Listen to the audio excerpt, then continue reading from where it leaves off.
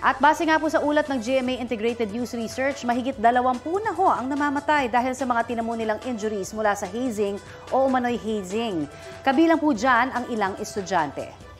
Pinakahuling na ibalita natin ay yung college sa student na si John Matthew Salidig nito lang Pebrero.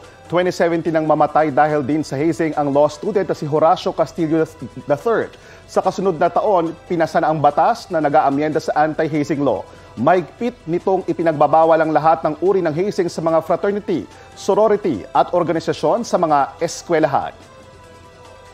Balita ko, may tututukan kayo tuwing 10:30 a.m. sa GTV. Alamin ang mahahalagang balita at impormasyong dapat niyong malaman sa Balita Ko tuwing Lunes hanggang Biyernes. Mag-subscribe din sa GMA Integrated News sa YouTube.